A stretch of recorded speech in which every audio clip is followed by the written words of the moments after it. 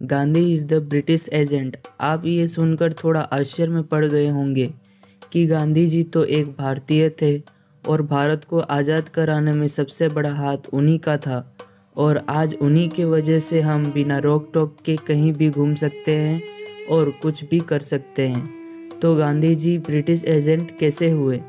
तो आप सब सही सोच रहे हैं, लेकिन जहाँ तक मेरा मानना है तो भारत को आज़ाद कराने में सबसे बड़ा हाथ सुभाष चंद्र बोस जी का था, क्योंकि नेताजी के वजह से ही देश के आर्मी में रिवॉल्यूशन आया था। लेकिन मैं ये नहीं कह रहा कि गांधी जी का आज़ादी में कोई योगदान नहीं था, लेकिन सच्चाई ये भी है कि गांधी जी के वजह से भारत ने बहुत कुछ खो दिया और बहुत कुछ नुकसान भी सहा है, जो कि नहीं होना चाहिए था। तो चलिए इसी बात पे चर्चा करते हैं।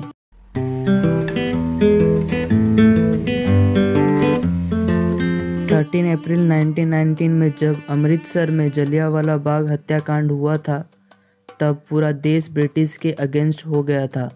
उस समय लोग इस जेनोसाइड का मुख्य कारण जनरल डायर को फांसी पे चढ़ाना चाहते थे, बट गांधी ने इस आग्रह को साफ साफ मना कर दिया था। जब केरला में मोपला मुसलमानों ने वहाँ के रहने वाले 1500 हिंदुओं को मारा था और करीब 2000 हिंदुओं को मुस्लिम में कन्वर्ट कर दिया था, उस समय गांधी जी ने कुछ विरोध तक नहीं किया था। त्रिपुरा सेशन के दौरान जब नेताजी सुभाष चंद्र बोस को मेजॉरिटी से कांग्रेस प्रेसिडेंट के लिए इलेक्ट किया गया था, तब गांधी इस बात से खुश नहीं थे। उस समय गांधी ने नेताजी को रिजाइन करने के लिए फोर्स किया था। इंडिया के पार्टीशन के समय Jammu Kashmir was ruled by a Hindu king Hari Singh. उस समय गांधी ने हरि सिंह से ये कहा था कि Jammu Kashmir is a Muslim dominated area and that's why it should be ruled by a Muslim not by a Hindu. मतलब जम्मू कश्मीर एक मुस्लिम डोमिनेटेड एरिया है, तो क्यों ना वहाँ का राजा एक मुस्लिम होना चाहिए, ना कि हिंदू। तो ये बात कुछ हद तक सही भी है, बट वहीं दूसरी तरफ उसी समय Hyderabad was ruled by a Muslim king Usman Ali Khan. Hyderabad एक हिंदू डोमिनेटेड एरिया होने के बावजूद गांधी इस रूलर को सपोर्ट करते थे।